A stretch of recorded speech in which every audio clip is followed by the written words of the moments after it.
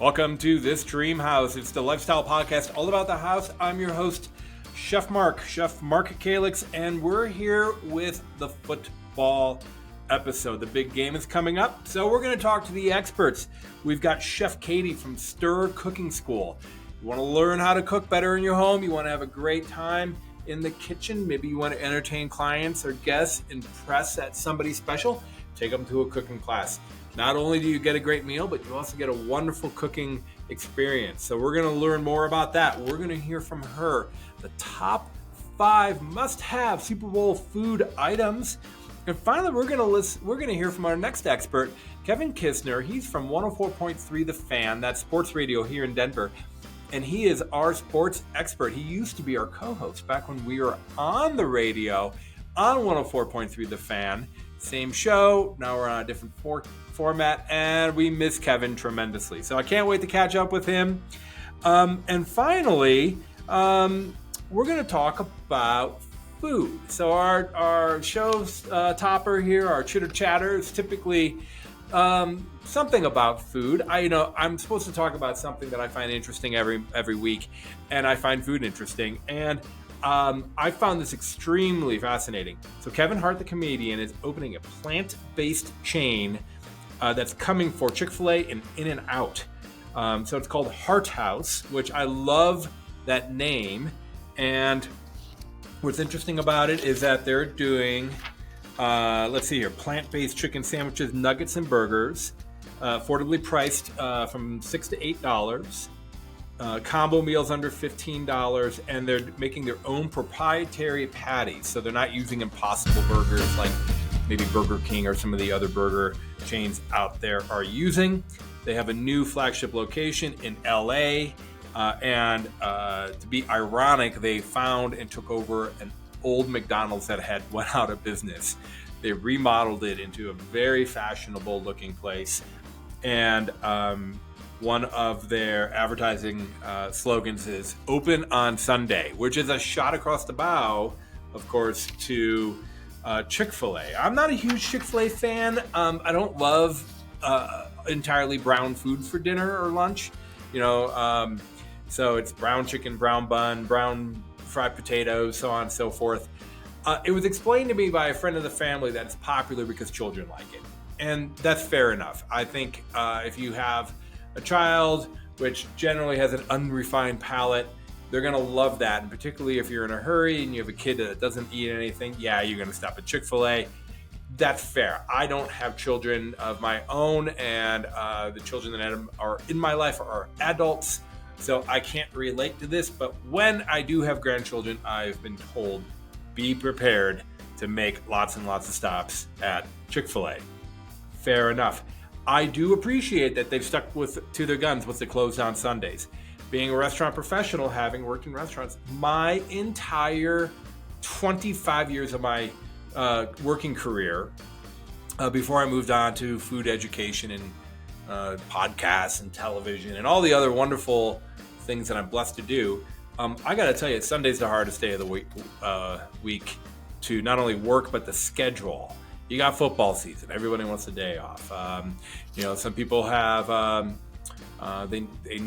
they want or need the day off for family and church time. And gosh, if you're going to work in a restaurant, what I found, to be fair, is that it's unfair for one person to have every Sunday off. So anybody I hired, I would say, okay, I got 10 cooks. If everybody works 2 Sundays out of the month, then everybody gets half of the Sundays off. And that way no one person is stuck, quote unquote, stuck getting the bad shifts. Everybody wants to work on Friday and Saturday when it's busy because it's exciting and the day flies by, and you got to have to work on a weekend anyways. But Sundays are a hot point. So I can appreciate that they're closed on Sundays. I think more restaurants should choose one day out of the week to close. And in fact, when I was a young culinarian in New York City, there was a restaurant that had just opened in New York, in Manhattan, Lower East Side, I think. They had the clever name called Closed on Mondays. Well, so it makes sense to close one day a week because now your entire professional work staff of servers and cooks can work the next 6 days, which is pretty typical in a high-end restaurant. And then they know what day they're going to get off. You don't have to negotiate the schedule. You don't have to, you know when you have to be at work, Monday through Saturday, just like a normal restaurant. So anyways, I'm curious to see how this goes. Obviously, this is a restaurant chain that will be well-funded because they have a celebrity host. I always say that the best way to make $1 million in the restaurant business is to start with $3 million. So it'll be interesting to see how much of a stomach Kevin Hart has for losing money before he pulls the plug. Or he becomes a successful restaurant entrepreneur. Good for him. Either way, I think this is a limited concept because an animal must die for me to have lunch or dinner, breakfast, lunch, or dinner. And I'm kidding, of course, but not really. I'm a card-carrying carnivore, and I wouldn't seek out a plant-based menu. This probably would work great in a place like, let's say, California, where you have a lot of people who want that perceived healthy food and, are eating a meat-free diet or whatever, more so than, Midwest communities or heck, even here in Colorado. So that wouldn't appeal to someone like myself, and I wouldn't seek it out. And the only time I would ever go is if everybody else was going and I was like, well, I guess this is what we're eating. But I guarantee you that after eating here, I'd turn around and find a Burger King or McDonald's or something just to, balance out my diet with a hamburger. So what do you think, guys? I'd be curious to know, do you eat plant-based? Does that appeal to you? Is that something that, a fully plant-based restaurant where I can go in and order off the entire menu and know that I'm getting food that I find wholesome and fits into my diet? Does that appeal to you? I don't know. It doesn't appeal to me, but best of luck to Kevin Hart. I think it's pretty funny. And his new restaurant. Well, what do we have in store? One more time. We have Chef Katy from Stir Cooking School. It's a wonderful, she has 2 locations, and it's just a wonderful thing to do. A date night or businesses.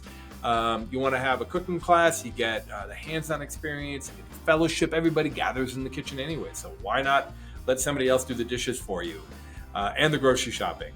And then, of course, Kevin Kistner, is 104 Point Fan, is going to be telling us his Super Bowl predictions. I can't wait, so let's get started.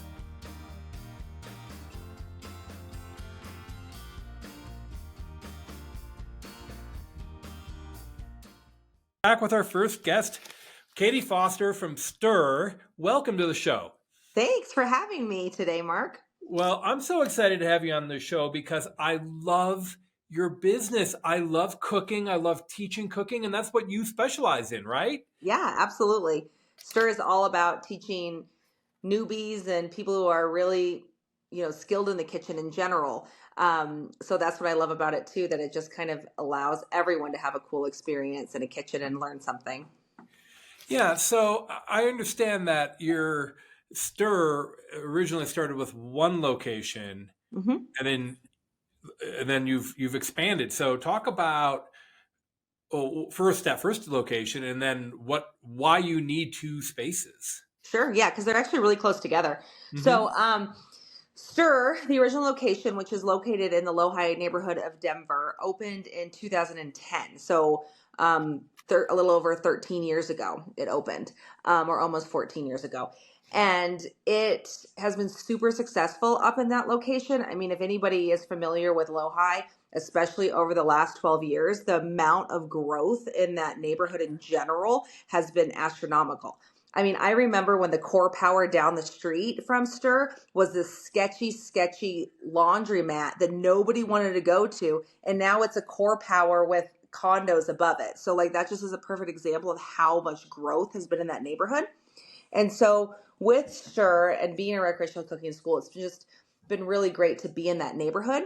And then with that, we've really dived into private corporate events or team building events, as well as holiday parties, birthday parties, things like that. And honestly, a lot of that just comes from people taking a original class at our original location, or recreational class at our original location, be like, oh, wow, I would love to do this for a corporate event or my birthday party, or insert whatever group setting that it is. Yeah. And so about 2 years ago, I started, like, as we started to come out of the pandemic and, things started to normalize a little bit, I started to look for a second location that could really help us grow that private event business. Because the original location, honestly, like the max capacity that we can do for a fully hands-on event up there is about 24 people to sit them upstairs comfortably and all of that sort of thing. We have done more for different styles of events, but kind of that sweet spot for the second location is over like 30 to 40 people, where it's almost like that in between size company that's not super tiny, but it's also not huge, but they want to do these fun events together. And so that's why I opened the second location in a year and a half ago now. Yeah, about a year and a half ago now. And it's right next to Union Station in the historic Ice House building. So it's downtown, like really close to all the offices and buildings and things like that. It's really close to the other location in the sense of, like, honestly, I think it's only like a mile apart, if that. But we do very different things at both of them, but both cooking classes in a different capacity. So this is hands-on cooking where people have an opportunity to be involved in the meal they're creating. They're getting professional instruction, and they don't have to wash the dishes. That's exactly right. Or any of that, exactly. Or make their own drinks or pour their own drinks, all the things that none of us enjoy about dinner parties. Or I do, actually, because I throw a lot of dinner parties myself, let's be honest. I actually do enjoy those things. And I also enjoy dishes, but that's a whole nother story. But exactly right. Like, people come and it's just like a fun, like, breaking bread together, and lack of a better kind of saying for it, that people really enjoy it. And it gets, and it also just creates this like team atmosphere, not just for the private events, but also for like groups working together. And, I've had so many people who have come back from previous classes who'll be like, I'm coming tonight with a couple that I met here like 2 years ago, and we're still friends. And so it definitely is something that kind of really brings people together. But, just food in general brings people together. So. Yeah. And what do you do for the person who says, I never cook, or I hate cooking, or I wouldn't be caught dead in my kitchen? What is their experience? So it depends on the personality, because I do have guests like that who are intimidated, but they really want to learn how to do something. So I'd recommend something like our Learn to Cook series or some of the knife skills classes, if it's something that somebody really wants to learn. If they've been invited to, say, their significant other is really into cooking, but they're not so much into cooking, I recommend coming, grabbing yourself a cocktail or a glass of wine, and just enjoying the environment. You honestly don't even have to cut anything when you come to a class. You could just sit, or hang out and maybe stir some things, or maybe salt and pepper something if you want to. But we don't force anybody to do anything. But we do really encourage people, if they're coming, like, Stir is this really, really fun environment. And my goal always is to make cooking fun for people. Yeah. So when they do go home, they're not intimidated by it and they want to do it. So let's say Valentine's Day is coming up and somebody's looking for a nice gift for their partner, and they buy a class at Stir, a date night.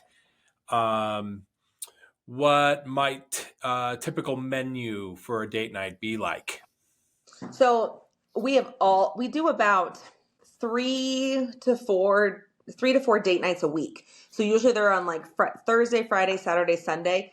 Not every one of those days is always that, but just generally those are the days that we run date nights. And honestly, they can range from whatever somebody's interested in, from like a bao buns and noodles to a Thai class to all about aphrodisiacs. It really kind of ranges of what somebody's interested in learning.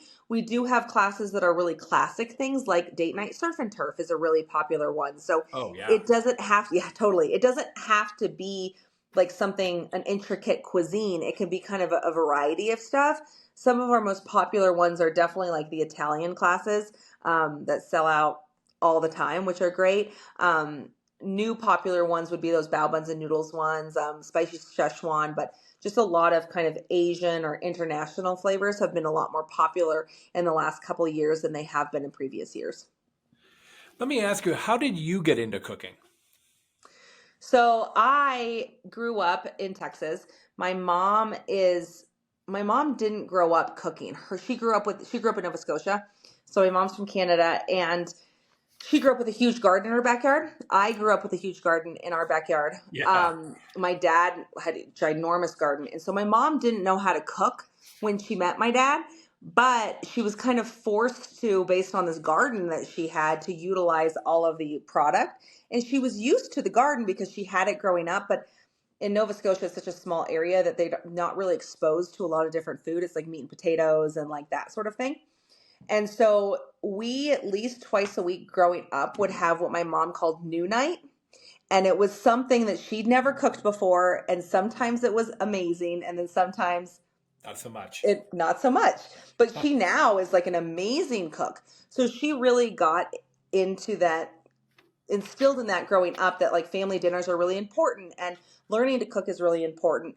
And so I actually went to business school when I was after high school, and then I ended up quitting because I was really unhappy with it. And I had a guy that lived in the dorms was like, well, if you could do anything, what would you do? And I said, well, I'd own a restaurant. Is like literally it just came out like that. Wow. And so I ended up calling my mom the next day and saying, Mom, I'm quitting business school and I'm going to the CIA. And she goes, but honey, you have to have a college education to be a spy. I was like, no, Mom. No. I mean, the Culinary Institute of America, which was and still is, in my opinion, one of the best culinary schools in the country. Yes. And so I went to the one, there's several locations now, but I went to the original one, which is in upstate New York in the Hudson Valley. Hyde Park. In Hyde Park. And so when I was there, I absolutely loved it. But when I graduated, I was selected. Well, I was a teaching assistant when I was going through school. And so when I graduated that, I was actually hired by the CIA to be a teaching assistant and basically learn from one of the professors that were at school. So I really got into the idea of teaching people in general. So when I left Hyde Park after that job and whatnot, I moved to San Francisco for a little bit, and San Francisco's amazing, but I was 22 and didn't have enough income essentially to live in San Francisco at the time. And so I ended up moving back to Dallas, and I got the job running the culinary program for Sur La Table in Dallas when I was 23. And the only reason I got that job is because the woman that was in the position before me actually went to school with me and was like, she will be great for this. She'll be perfect for it. Because I didn't really have any teaching background, until I got into that and really dived into it. So I did that for a few years and really learned a lot. I learned about things I wanted to do with it. I learned about what I didn't want to do with it. And then I got the opportunity my parents and my brother and my whole family live in Denver, or not anymore, but they all lived here in 2010. So I ended up moving here from Dallas in 2010 to open Stir. And so that's how that came about. Wow. I love it because it sounds to me like you found teaching early, and it's been kind of your career Yeah. the entire time. So a cooking school made more sense than a restaurant. Yeah. And I have owned a restaurant too. My husband and I had a restaurant for about 4 years. And so I learned that it's definitely very different than a cooking school, owning a restaurant. And it's something that we have 2 kids too. So it's something that is just not really conducive to our current lifestyle. And it's just not that a cooking school and owning a business isn't a lot of work, but a restaurant is even more work. Even more. Yeah, because, with restaurant, I think what a lot of people don't realize is that the food on their plate is 3, 4, 5, 10 days in advance. The thought process, the ordering, the prepping, the braising, so, if you get a nice plate of ossobuco, if you haven't ordered the veal shanks 10 days in advance and let them slack out in the refrigerator and braise them for a few days and let them rest, it's not happening.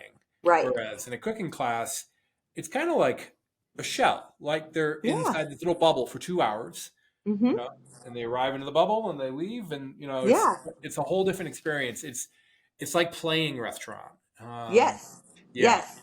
yeah, and I prefer it myself. Yeah.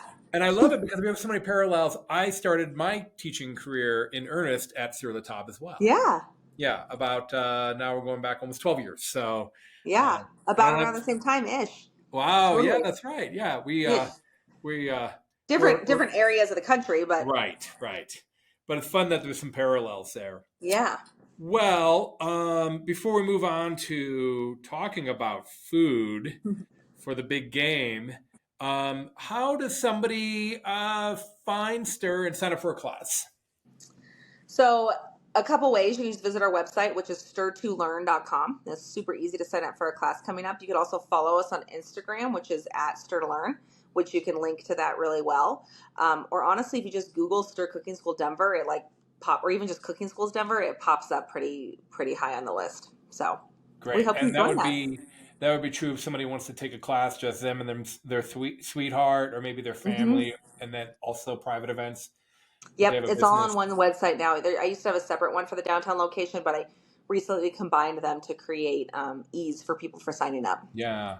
And I just wanted to mention that that sounds great. If you're a business trying to entertain, let's say, clients, going to a nice steakhouse, sitting in a formal dining room is nice, but there's only so many times you can do that before it's like maybe getting Totally. antsy. And what we really find with what the feedback I've gotten for that type of thing is that people get to talk to multiple people and rotate throughout a room and really engage with everybody for the event versus sitting next to the same people the entire time. So Yeah. it really makes whether or not you have a mingling happy hour or not, like it does make a big difference for people. And honestly, it really breaks people out of their shell more. And so they get that, that experience. So I love it. I love it. All right. Well, let's take a quick break and then we'll be back because we're going to talk about uh, favorite food items, tips and tricks for the big game. Stay tuned.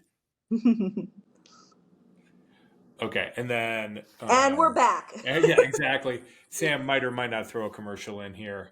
Um, Okay. okay. I'm going to come back. I'm going to do a quick call out to our sponsor and then we'll move on. Okay. Okay. Sounds Do you great. know who's playing, by the way? I do. It's the Okay. 49ers and Kansas City Yeah. Okay. Cool. Chiefs. Okay. Yeah. Yeah. We're I know. hoping. I know nothing about Me sports. too. So, so Yeah. I'm glad you asked because I think honestly the only reason I know about it is because I'm not either a Taylor Swift Yep. fan, but my daughter's a Taylor Swift fan, and so I think that's the only reason I know about who's playing. Yeah. Yeah. I love it. That's hilarious. Okay. And we're back. And before we move on to part two, I just wanted to thank once again our sponsor, Appliance Factory and Mattress Kingdom, for making all this possible. So, Katy, let's talk about the most important part of the big game, and that is the food. Yes. I love the Super Bowl specifically because the specter, the grandeur, the halftime show, the commercials. Totally. Maybe we get to see Taylor Swift. Maybe. Hopefully. And finally, the wonderful food. So I know that you're not a huge football fan. And I I'm a know fair that. weather fan. I'm a Yeah, fair weather fan. So if the fair weather Broncos were fan. playing, I would probably have followed it, Yeah. up to now. But yeah. You and I share that in that when people ask me like, how's your team doing? And I'm like, which sport are you referring to? I don't know. Totally. What do I do with my hands? But when it comes to cooking for the big event, now we're talking. All right. So, what are your top 5 big? All right, are you going first or am I going first? Oh, I've got my list. Top 5. I'll go first. Okay. Top 5 food items must have for the big game. All right. So here are mine. Guacamole. Okay. Let me know if any of these are on your list.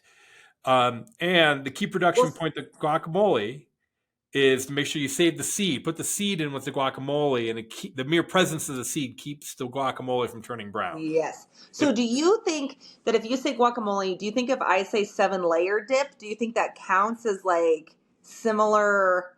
Because there is guacamole in 7-layer dip. Guacamole is only one layer. I know. Okay, so they're not the same, but I will have to say 7-layer dip is something I love. I never have it except for like the big game is usually when my mom makes this like sheet tray of so much 7-layer dip. The problem I have with 7-layer dip is I eat so much of it that I have to take a nap for like the first 2 quarters. And I'm like, And then you wake up for the halftime show, which is yeah. perfect. I mean, this is something I could eat every day, but chicken wings. Yeah, I love chicken wings. I was going to say with this game specifically, I really like to, whatever the game is, try to focus, or whoever's playing, focus on where they're from. So, like, Kansas City is very barbecue Yeah. forward. So, we might smoke some wings to kind of go in that theme. So, I will say that I would definitely be in that as well is wings. What is your sauce that you like the best? You know, I'm a mild buffalo, side ranch, carrot sticks and celery Yeah. sticks. But you know, it's funny because everything I say, you're like, I see what's going to happen here. You're going to be like, that's a great idea. I'm doing that too, except for I'm going to regionalize my food. I'm going to add 6 more layers to what you No, have. I aren't honestly. I'm not a huge fan of buffalo flavor. I love like sweet and savory, like or like a Swedish barbecue sauce. Um, and I like kind of like I don't always need a sauce. I'm all about a rub too, just like a Yeah. rub. And I'm a big fan of blue cheese sauce. So I like having like messy fingers and having it yeah, all over so I like a sauce. This is a totally. little sidebar, but do you have a favorite place in the Denver metro area for wings? I do like what is the they serve the tater tots on the frisbees. It's Oh, really vague. Fire on the mountain.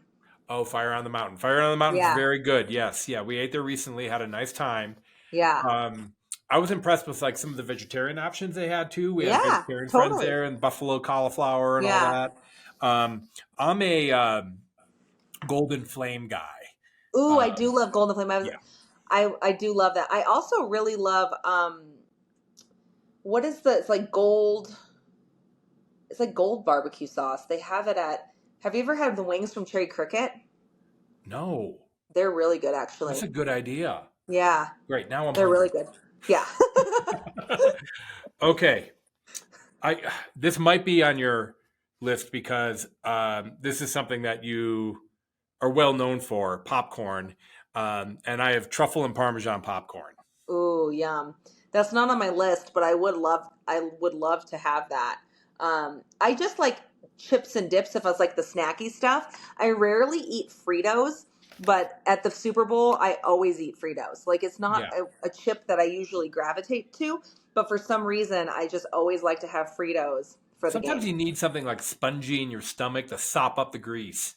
Totally. Yeah. Totally. Um, for a rounded meal, I have a vegetable here, tater tots. Perfect. Two starches make a veg.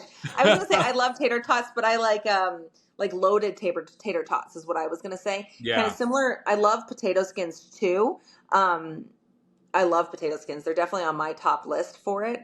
Um, but I'm all about I mean, I think the carrots and the celery are really my vegetable that you're referring to with the wings. Hmm. From Super Bowl. And scallions. Do scallions count? Oh, scallions on everything. You can't. Totally. Oh I yeah. mean, like a scallion makes the party. It is Totally. the party vegetable. It's all look at it. It's all like hands in the air, It is. And waving it's around like they don't fancy. care. And Scallions everywhere are fancy. and then dessert. And that would be, and I love this ice cream bar. Ooh, that's a good idea. Hmm. Yum. Yeah, with the whipped cream and the cherry and the sprinkles and the caramel Yeah, and sauce. all the different. Do you ever get hard shell? No, I forget about hard shell. I love hard shell, especially the one they make one nowadays that has Heath pieces in it. See, like you give me a Heath bar and forget it. Between I seven know. layers of dip and a Heath bar, I'm like, Oh yeah. oh my I'm gosh. telling you, look for the Heath hard shell for your ice cream sundae All bar right, all because right. that would be perfect. Mhm. All right. So, is there anything on your list that stands out that wasn't on mine? I really love pigs in a blanket. Oh yeah. Oh yeah. Do I you make feel them or do you like buy them and then put them in the air fryer? You make them. I usually make them, and Hmm. I'll usually do like a puff pastry instead of like the crescent rolls. I guess Yeah. I think depends on what you're used to, but I'll definitely just buy the little wieners and like wrap it. But sometimes I'll sprinkle it with a everything seasoning, Oh which heck is yeah. really yummy. But I'm a big fan of pigs in a blanket. Ooh. Okay. So I think between those, and then what about dessert? Do you have any desserts that stand out? We usually will do like some sort of cake that is the colors of the team that we're rooting for to see if for some reason that makes a Ooh. difference. Yeah. I like that. Okay. That's cool. I like that. Yeah. Um, If I eat the colors, maybe they'll win. that sounds more like a fair weather kind of thing. Oh, totally. Yeah, yeah. The go Denver. It was a rough year. I don't watch a lot of football, and this year, particularly, I didn't watch a single game because it was just Yeah, it was strife and painful to watch. The heartbreak. first couple I watched it, then I couldn't do it anymore. Yeah. Wow. Well, is Stir doing anything around the Super Bowl? No, we'll have some classes in the mornings. Every once in a while, over the years, we'll have. Um, I have a couple different private parties actually that are doing um, specifically Super Bowl food. And during those, we're making like mini beef empanadas, which is really yummy. We're doing like um, some phyllo bites, so like cups with like some curry chicken salad in them, so it's like crunchy. So Yeah. some different things like that. They really just want to kind of elevated appetizers that aren't your classics. But honestly, for me, like I like the classic food for the Super Bowl. I don't really want it too fancy. Like I don't Right. want like frozen things, but I definitely want the classics like the tater tots and like the potato skins and I do like cauliflower bites a lot too. Like I They're don't delicious. they Yeah. are delicious. They Yeah. really are. Sometimes for vegetables and stuff we might do like a vegetable tempura, Mm. which is always yummy, or we've done before like dumplings, just like something a little bit different. Hmm. Um so yeah, I'm excited about it. And I feel like the Super Bowl, people underestimate that it is a really big food holiday. Probably behind some of the barbecue holidays, 4th of July, Oh, Thanksgiving. absolutely. It's up there, Yeah. right? Yeah. So before I let you go, any tips for getting ready? So just being prepared, particularly if you're having a lot of people come over. Sure. I would say the biggest thing with kind of what a lot of people would say would be that, prep as much. Oh, sorry, there's my cat.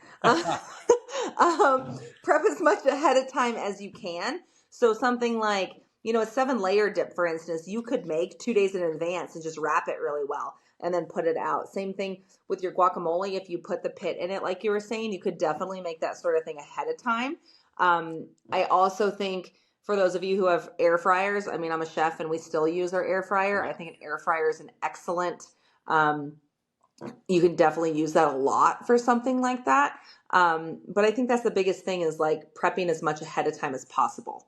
And not having every thing that you're making have to go in the oven. Make sure you have a variety of things so that like you're not, waiting for one thing to be done and so on and so forth. So I think that's always a good idea. Yeah, yeah, and to add to those, I think it's important to shop on, let's say, Tuesday or Wednesday, Yeah. so that because by Friday or Saturday or even day of, you're not going to find avocados or Right. Totally. chips, bag of Yeah. chips. I mean, the stores will be sold out. Yeah. More so when it's the home team, but But yeah, still, I mean, I think this is a big one too. And I mean, they're all big because yeah, we always eat a ton, we always do a fun stuff, and we're not sports fans really at all. A right. few years ago, when the Broncos were playing, we made a snack stadium. Do you know what that is? No, Have you ever seen one of those? It's like yeah, literally on a table where you make it like it looks like a stadium, and then you fill the different like stands with like chips and like different things. It's awesome.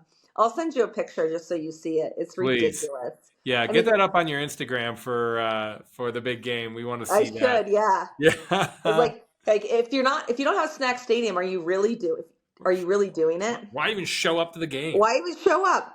But that was for when that was when the Broncos were playing. So it made a big, so I love it. I love it. Well, thank you so much for coming on the program Yes, thanks for and having me. yeah, and sharing some of your tips and tricks for the big game. And then appreciate hearing about stirtolearn.com. Hopefully, some people will hear this and think that's the perfect gift or that's the perfect Totally. inspiration I need to cook more at home. Um, and I have a friend of mine who he always says, I've never regretted taking a lesson. Yeah, Um, and I love that because, even if you're a great cook, it sounds like you're going to come to one of these classes and pick up some tip or trick that's going to totally. help you in And the even kitchen. if you like are really advanced, you still have a ton of fun. And like it's just a really fun thing to do. And you Yeah, can learn a lot of fun things and take them and use them at home. I love it. Well, Chef, thank you so much for joining us. And if you ever have any big news, make sure you come back on. Okay. Thank you so much, Mark. Have a good one. Okay, take care.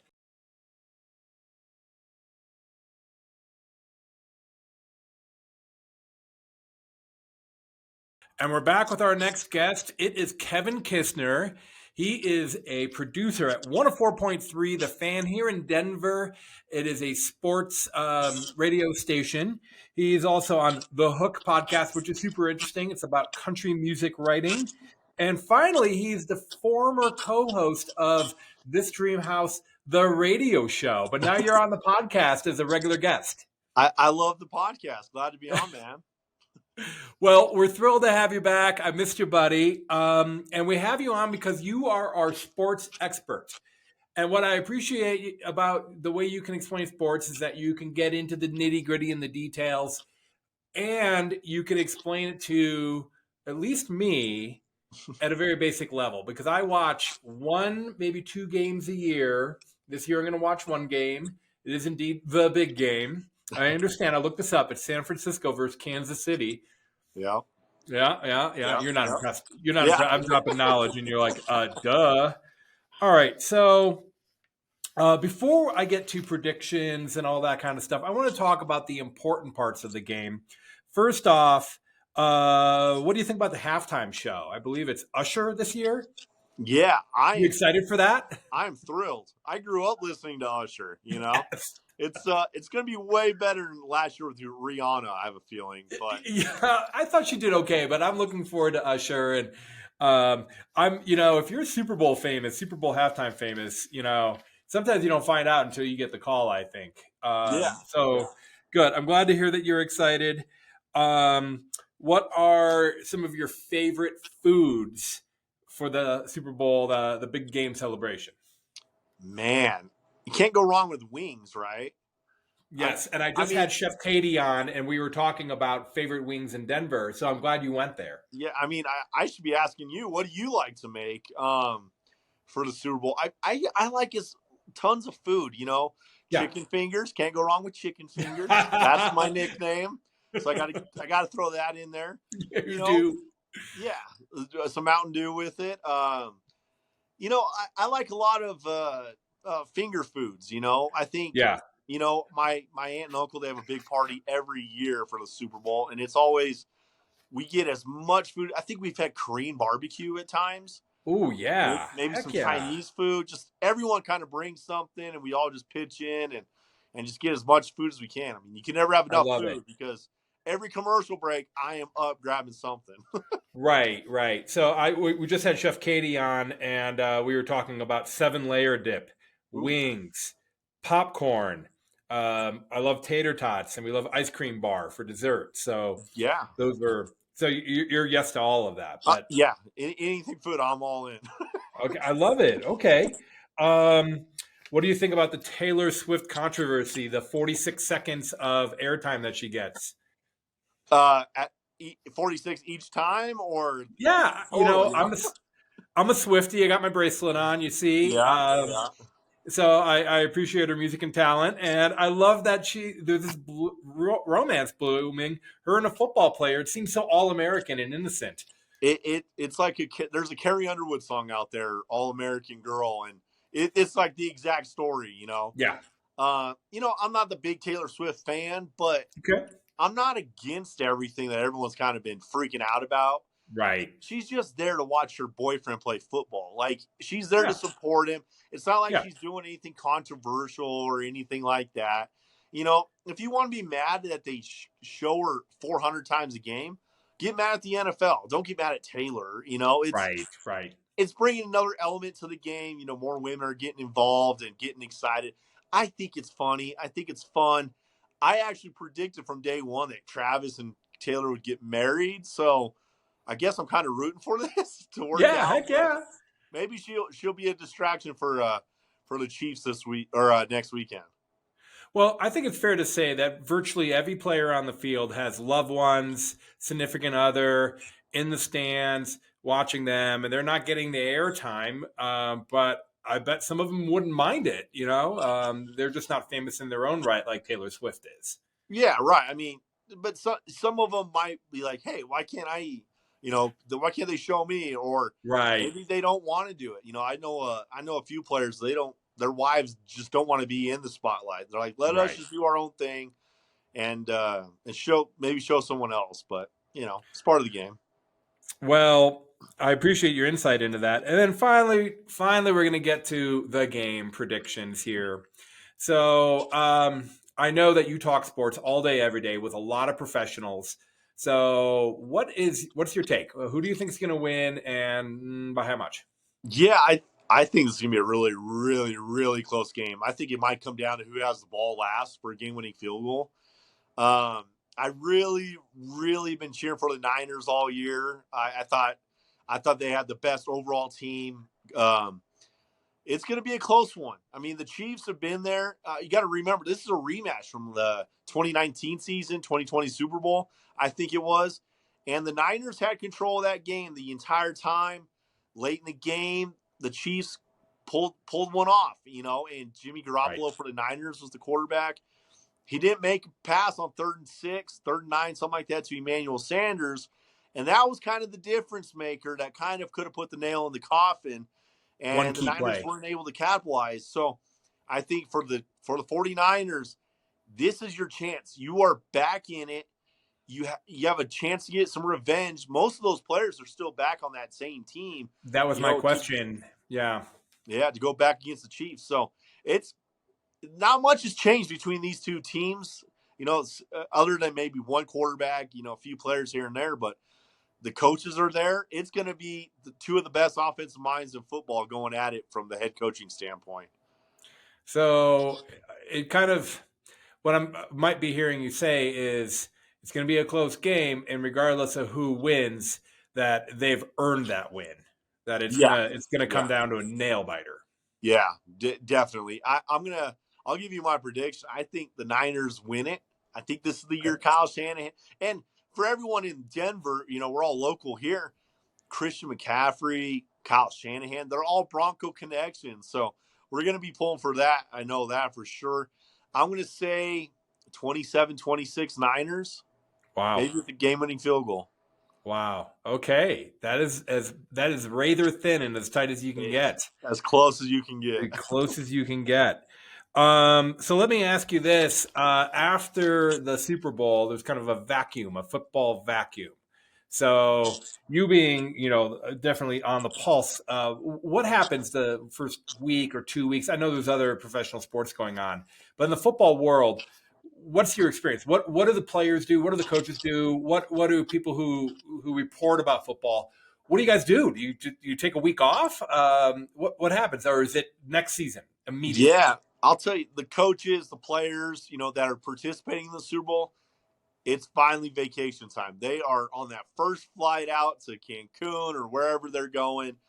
From everyone else in the NFL, from the standpoint that there's a Senior Bowl happening the week before the Super Bowl, where all the college players are going for practices and all that to get drafted. So all the teams and GMs and coaches, they're all focused on that. Players, regular players, they're on vacation. They're out having a blast, maybe at the Pro Bowl and stuff like that.